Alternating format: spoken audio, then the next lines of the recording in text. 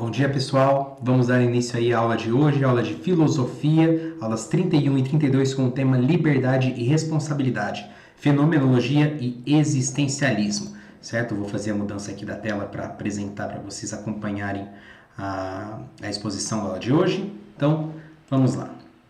Aqui. Então, como eu disse, o tema de hoje é liberdade e responsabilidade dentro dessas duas correntes filosóficas, da fenomenologia e do existencialismo. Vamos ver como que esses conceitos se articulam. Os objetivos dessa aula são relativamente simples, eles consistem apenas na apresentação dos princípios básicos da fenomenologia e na apresentação também breve da filosofia de Jean-Paul Sartre, mais precisamente na forma como esse filósofo ele toma e ele encara o conceito de liberdade dentro de sua filosofia existencialista. Por último, o objetivo também da aula é apresentar a responsabilidade individual que essa liberdade que Sartre desenvolve aí dentro dessa sua filosofia, certo? Então, vamos dar início. O material de vocês ele começa afirmando a existência de frases curtas que costumam ganhar nossa atenção por serem provocativas. Por quê provocativas? Porque elas nos fazem pensar em coisas que nós jamais havíamos imaginado, certo? Essas frases na filosofia, elas se chamam de aforismos. Vários filósofos eles vão expor sua filosofia através de aforismos, porque elas não vão trazer uma ideia concluída e provoca o interlocutor sugerindo e incentivando a sua reflexão. Então, a frase que o material traz aí, o aforismo, é o aforismo de Jean-Paul Sartre, que está presente dentro da sua obra O Existencialismo é um Humanismo. Então, qual frase é essa do Sartre? Essa daqui. O homem está condenado a ser livre, certo? Por que essa frase é importante? Por que esse aforismo ele é impactante? Bom, analisando essa frase, a gente percebe que ele está colocando dois conceitos contraditórios. A palavra condenado e a palavra livre. Uma delas remete à prisão e a outra remete à liberdade. E afirma, né, com essas duas palavras contraditórias, que o homem está condenado a ser livre. Ou seja, afirma uma certa essência, essência não. Afirma uma condição humana. Vocês vão perceber por que eu corrigi e por que não pode ser afirmado como essência. Certo? O material de vocês traz essa imagem aí do Giovanni Pirelli, certo? Essa imagem, o material traz duas imagens, eu peguei essa daqui só para apresentar o que o material está querendo promover com elas. Essa imagem aqui ela faz parte de uma série de ilustrações desenvolvidas pelo Pirelli e elas são chamadas de prisões imaginárias. Então, antes de continuar o slide, analisem essa imagem, o que ela promove em vocês, porque para mim ela promove o sentimento de claustrofobia e de eu não consigo encontrar nenhuma saída e realmente ele conseguiu ser bem preciso em transmitir essa ideia de prisão, de esse cárcere, certo? E ainda mais imaginário. Então, por que o material está trazendo uma imagem chamada prisões imaginárias para tratar do tema da liberdade, certo? Desenvolvendo um pouquinho mais esse tema da liberdade, dessas prisões imaginárias, vamos refletir. O que prende você? Existe alguma coisa que te impede de exercer sua liberdade? Quais são os obstáculos da nossa liberdade? Seria a moda? Seriam os padrões de beleza que eu não consigo alcançar? Seriam as convenções sociais que fazem eu reavaliar a imagem que eu faço de mim mesmo? Seria o contexto histórico e social que eu uso como justificativa para não conseguir algumas coisas que desejo? Ou seria a escola e a família que me impedem de exercer todo o potencial que eu poderia alcançar? Pense sobre essas questões. Essas coisas, elas são impedimento para a nossa realização pessoal, para nós exercermos a nossa liberdade, ou elas são apenas desculpas para justificar aquilo que nós não fazemos? Bom, caindo aqui um pouco na teoria, vamos aí trabalhar esses dois conceitos, o conceito de ente e o conceito de ser. O que são esses dois conceitos? Bom, Platão ele vai iniciar a tradição filosófica de desconfiança em relação aos objetos. Por que desconfiança? Para Platão existe o ser, existem os objetos, esses objetos eles possuem ser. Esse ser ele carrega uma essência. O que é essa essência? Essência é uma qualidade do objeto que está oculta, que está escondida, que eu preciso descobrir. E eu só consigo descobrir isso através da minha razão, através da minha racionalidade, através do meu espírito, através da minha abstração. Então, a minha razão, ela consegue acessar a essência do objeto na medida em que eu reflito sobre as ideias que eu gero, que eu produzo sobre eles, certo? Platão que vai iniciar aí essa corrente filosófica chamada idealismo, certo? Esse idealismo ele está presente em toda a história da filosofia, certo? Então, de acordo com essa desconfiança dos objetos, se apresentam diante dos nossos sentidos, eles nos enganam. Reformulando, então, essa desconfiança em relação aos objetos, ela presume que os objetos, que os nossos sentidos nos enganam, que a gente não consegue ter acesso à totalidade dos objetos. Essa afirmação aqui, ela é do filósofo Descartes, certo? Que ele vai falar que os nossos sentidos nos enganam. Então, isso é problemático para eu conseguir descobrir aí a verdadeira, a verdade a respeito das coisas, certo? Então, as coisas, elas ocultariam uma verdade, um sentido, uma essência. Esse pensamento filosófico do idealismo, ele também vai estar presente na filosofia contemporânea com Martin Heidegger. Então, olha só, o idealismo, só aqui nesse trecho, ele é citado em 3 movimentos da filosofia. Na filosofia antiga com Platão, na filosofia moderna com Descartes e na filosofia contemporânea com Heidegger. E é o Heidegger que ele vai nomear os objetos que nos cercam e que nos afetam de alguma forma como entes. Certo? Então, esses objetos eles podem ser caracterizados como entes, definidos como tudo aquilo que nos cerca, nos conduz, nos constrange, nos enfeitiça, nos preenche, nos exalta e nos decepciona. Então, ente é a totalidade dos objetos que me cerca, certo? Então, ente é objeto. Então, esse objeto, ele oculta um ser, uma essência que ela não é oferecida de maneira imediata. Então, existe um objeto e ele possui um conhecimento oculto que eu preciso descobrir. Esse conhecimento oculto que eu preciso descobrir é a essência do ente, é a essência que está no ser, do ser desse ente, desse objeto que se apresenta para mim. Então, resumindo, existe então um ente, um objeto concreto. Esse ente, ele possui uma essência escondida. Essa distinção entre ser e ente, preste muita atenção, ela é sublinhada na filosofia contemporânea e ela é muito importante para compreender a fenomenologia e como ela pensa o seu conceito de liberdade, certo? Então, começando aqui, fenomenologia. No século XVIII, vai existir grandes avanços no campo da química, da física e na biologia. Na biologia, com Charles Darwin, ele vai explicar a origem das espécies de forma racional, opondo-se ao criacionismo da igreja.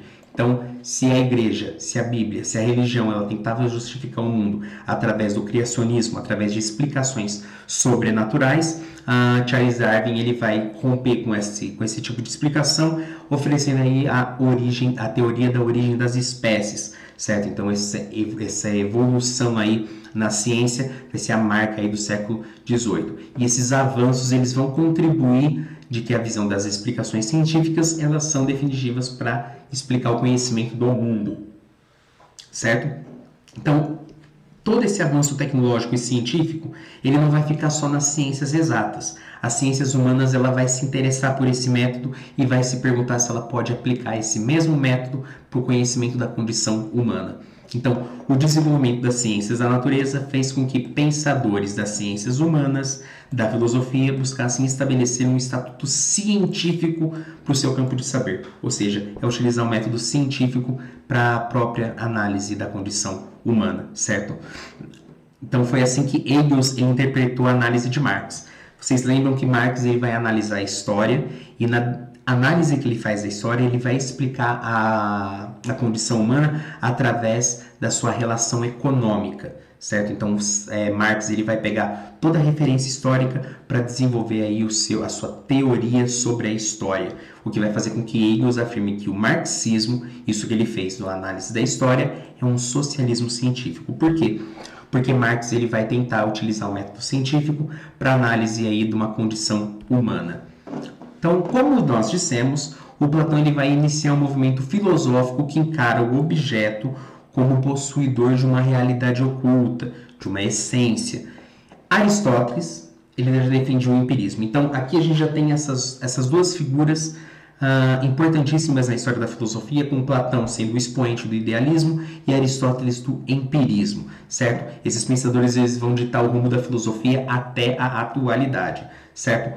Husserl, ele vai buscar estabelecer critérios mais rigorosos para a formulação do pensamento filosófico. O que isso significa? Existem esses dois campos da filosofia, o idealismo e o empirismo. Husserl vai tentar dissolver essas diferenças e aproximar esses dois campos filosóficos. Então, ele vai tentar superar essa oposição entre idealismo e empirismo, chegando à ideia de que não há separação entre coisas e entre ideias, certo? Não existe, então, essa separação radical entre consciência e as coisas. Olha só como que já mudou. Platão se referia a ideias, Husserl já está se referindo à consciência. Então, aqui a gente tem essa frase de Merleau-Ponty, contida na Fenomenologia da Percepção, e ela afirma o seguinte: toda consciência é consciência de alguma coisa. Parece trivial, né? Mas na verdade carrega bastante peso filosófico, é extremamente complexo desenvolver essa ideia. Mas vamos lá. A consciência, ela não consegue imaginar toda consciência, tudo aquilo que eu consigo pensar é a respeito de alguma coisa. Então, a minha consciência ela está presa à consciência de um objeto, à imagem ou à ideia que eu formulo desse objeto. Então, toda consciência é consciência de algo, certo? Então, esse princípio aqui, essa frase do Merleau-Ponty, afirma o princípio da fenomenologia. Que princípio é esse? Os objetos e os atos de conhecer os objetos, eles se apresentam para a minha consciência como fenômenos. Então, o que a gente extrai daqui? Tudo que existe para minha consciência, tudo que existe para minha mente são fenômenos. Os objetos são fenômenos, certo? Então, existia ente e existia ser. A fenomenologia vai pegar isso aqui, não vai usar esses dois conceitos, ela vai se referir a fenômenos. Os objetos são fenômenos e eles se apresentam, eles se aparecem para a minha consciência.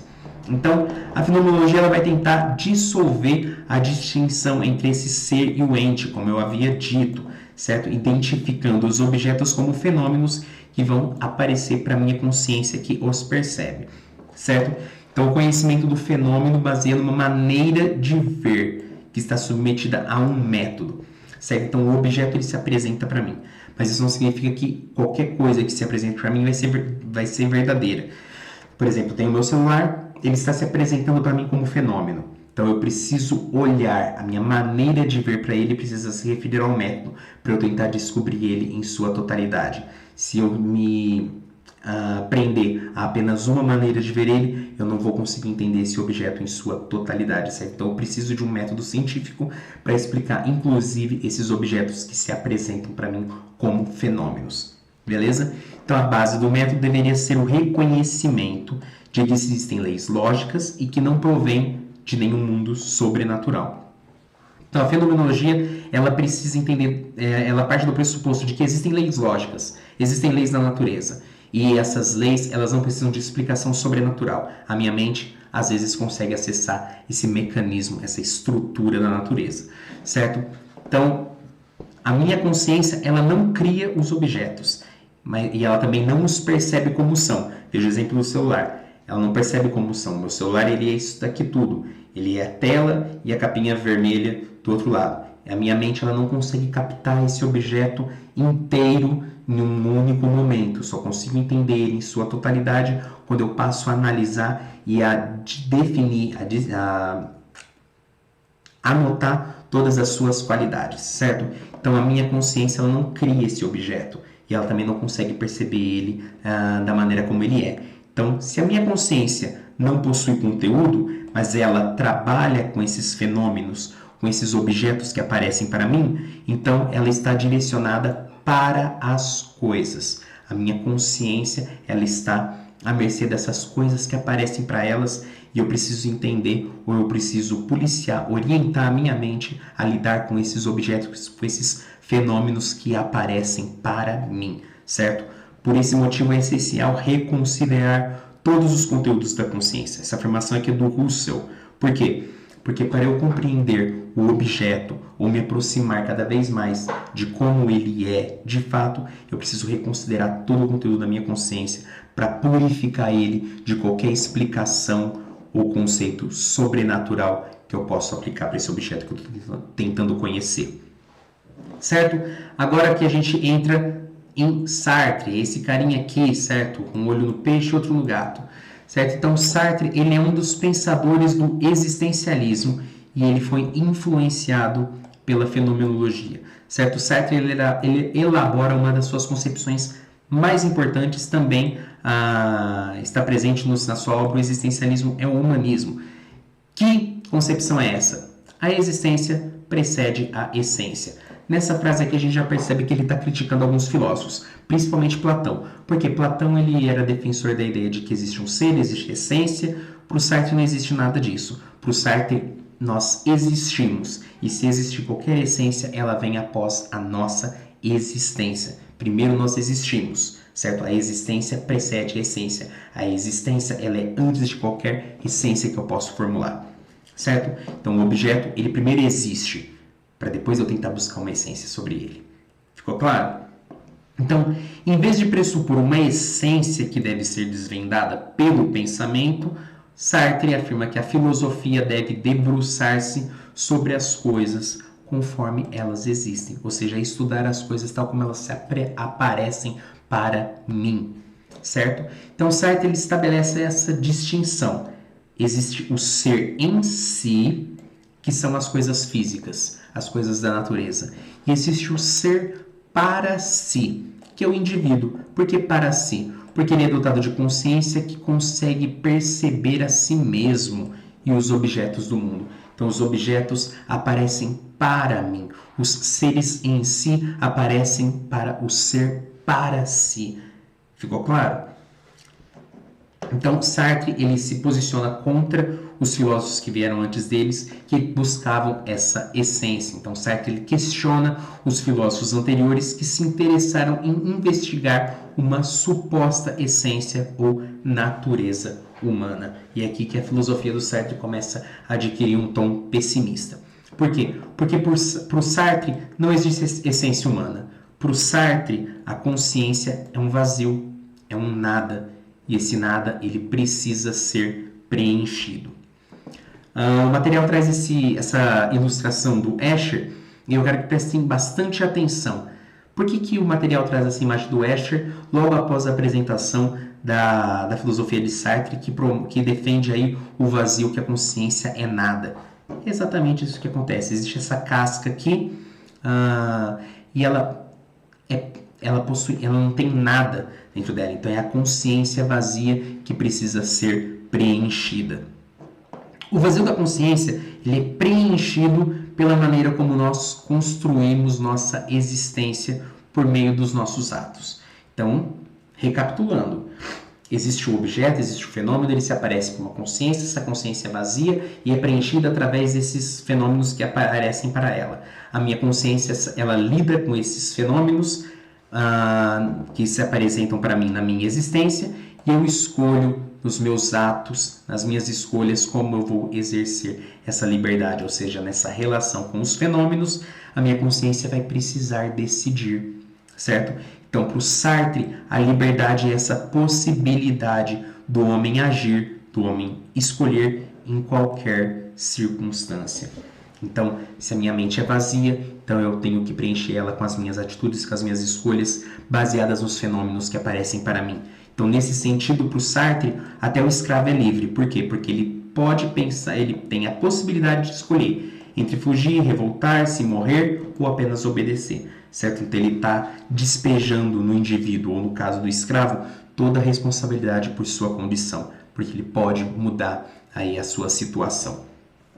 Então, a liberdade ela paira sobre os seres humanos como uma sentença. Lembra? O homem está condenado a ser livre porque o homem essa é a sentença do homem, ser livre e exercer sua liberdade, tomando suas decisões, fazendo suas escolhas. Então, nós estaríamos condenados a passar nossa existência decidindo.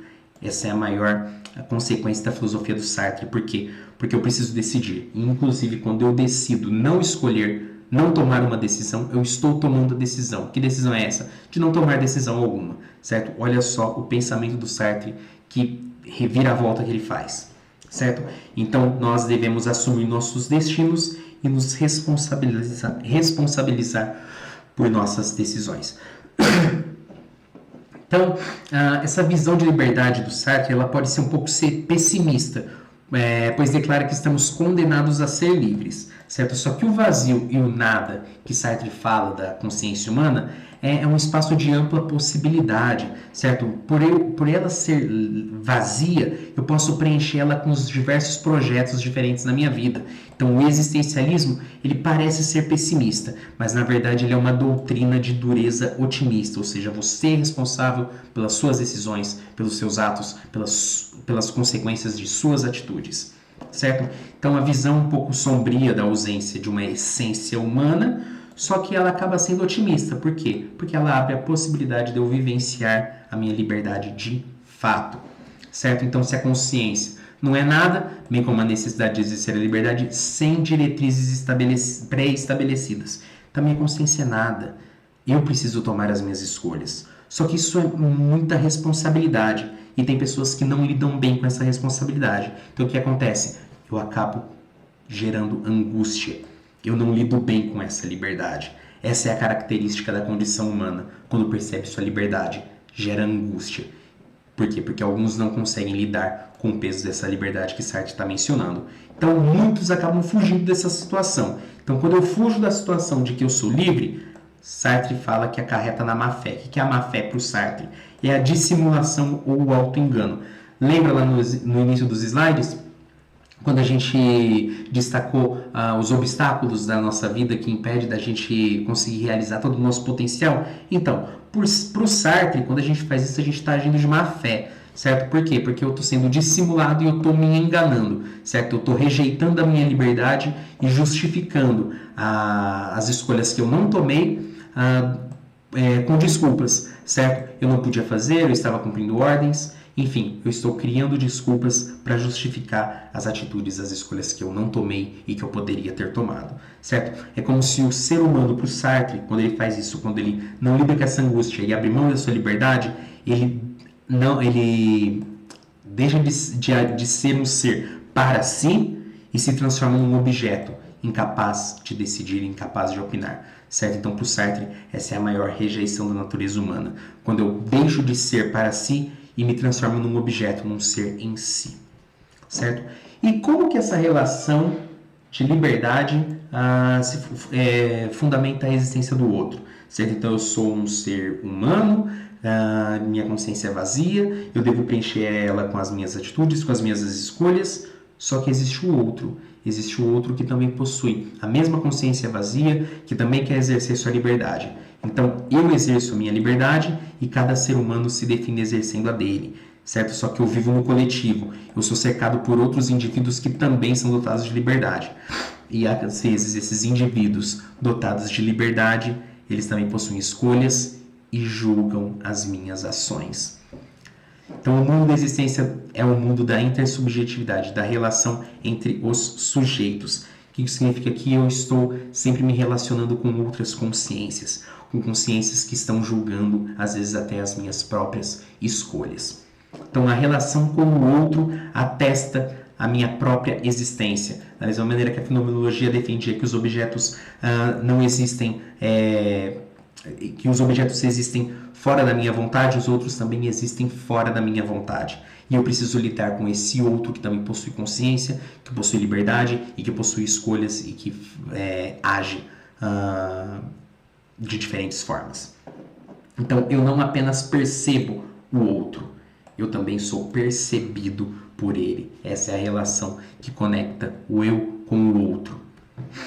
Então, esse olhar do outro, ele inclui toda a experiência corporal. O que isso significa? Significa que o outro, ele não apenas me olha, mas tudo aquilo que ele faz com o corpo, nessa relação que ele faz comigo, gera em mim algum efeito, certo? Ele promove algum efeito em mim. Então, às vezes esse efeito que promove faz eu querer buscar aceitação desse outro, certo? Eu quero mostrar para o outro o melhor que eu sou. Ou o olhar do outro acaba sendo um pouco cruel e e ele acaba desvendando as minhas falhas e as minhas limitações, certo? Então, quando eu tento atender às expectativas do outro, eu acabo revelando aí as minhas falhas. Essa é a maneira negativa que o outro acaba me influenciando. Então aqui se instaura uma tensão. Eu preciso do outro para saber quem eu sou, mas o outro acaba por desvendar também aquele que eu não quero ser. Por quê? Porque na medida em que eu tento agradar a expectativa do outro, eu fujo da minha liberdade, das escolhas que dizem respeito a mim mesmo e tento agradar apenas ao outro. Então eu acabo me tornando aquele que eu não sou, certo? Então essa dependência, ela faz eu abrir mão da minha liberdade na medida em que eu estou querendo viver o papel que o outro aplicou para mim, certo? Então eu vivo em função da busca da aprovação do outro. E essa aprovação faz eu acabar vivendo um inferno, certo? Esse último pensamento do Sartre está presente aqui numa obra, numa peça que ele escreve, chamada Entre Quatro Paredes. Essa obra aqui, Entre Quatro Paredes, só contextualizando, não vou falar sobre ela inteira, mas essa obra Entre Quatro Paredes é um cômodo, esse cômodo é o inferno, esse cômodo é o inferno literal mesmo, é o inferno. Pessoas morreram e vão parar num cômodo. Nesse cômodo, 3 ou 4 personagens eles acabam presos e eles vão passar a eternidade vivendo nesse cômodo. Então o que acontece? Dentro da filosofia do Sartre, são consciências presas dentro de um cômodo onde uma entra em conflito com a outra, certo? A única porta que existe nesse cômodo, ela não se abre. E no único momento em que essa porta se abre, um dos protagonistas tem a possibilidade de sair desse inferno. Só que um dos interlocutores desse protagonista o provoca, chama ele de covarde, que ele vai fugir desse cômodo. O que esse protagonista faz? Ele abre mão da sua liberdade e escolhe ficar dentro do cômodo. Por quê? Porque ele está querendo provar algo para o outro. Então é dessa forma assim, com muita maestria, que Sartre consegue desenvolver sua filosofia através da literatura. É uma peça curtinha, eu recomendo muito a leitura porque é bem legal, certo? Então, essa dependência nos leva a abrir mão da liberdade. Eu vivo em busca da aprovação do outro e eu acabo vivendo um inferno, como fica bem claro aqui nessa obra Entre Quatro Paredes. Inclusive, é nessa obra que Sartre afirma: o inferno são os outros. Porque eu não posso viver o meu paraíso, porque eu estou tentando agradar aí a expectativa do outro. Para finalizar, eu trago aqui a recomendação desses 2 documentários. Um deles é Misrepresentation e o outro é The Mask You Live In. Esse Misrepresentation critica aí os padrões de beleza impostos para as meninas ou para as mulheres, certo? Mostrando qual é esse papel que as mulheres acabam sendo obrigadas a representar, o papel que o outro espera que elas representem. Da mesma forma, existe esse outro documentário aqui, só que já fala a maneira como os meninos devem se comportar, como o outro quer que os meninos se comportem, certo? São documentários maravilhosos e servem para a gente refletir sobre essas condições, esses papéis que acabamos encenando por imposição do outro, que afeta aí o meu eu. Certo, gente? Pessoal, para finalizar então o conteúdo, liberdade e responsabilidade, fenomenologia e existencialismo. Liberdade e responsabilidade, elas se articulam com a fenomenologia na medida em que não existe essência, não existe ser, não existe ente. O que existe são objetos que se apresentam para mim. Esses objetos que se apresentam para mim, eles preenchem a minha consciência, que é vazia. Essa consciência que é vazia, ela é preenchida com esses fenômenos, com esses objetos e com a maneira como eu lido com esses objetos. Nessa maneira de lidar, eu acabo fazendo escolhas. Essas escolhas, elas refletem formas de agir, elas refletem consequências e essas consequências, elas geram responsabilidades. Então, todas as minhas escolhas, como o Sartre afirma em várias obras deles, toda escolha que eu faço, ela representa o ideal de sociedade ou o ideal de homem que eu estou querendo desenvolver. Porque se eu ajo, se existem fenômenos e minha interação com esses fenômenos faz eu tomar uma atitude ética, então eu estou querendo que a humanidade ela chegue aí num princípio ético. Se eu estou lidando com esses fenômenos e agindo de forma corrupta, significa então que eu estou autorizando o homem a agir de forma corrupta, estendendo esse princípio de ação para toda a sociedade.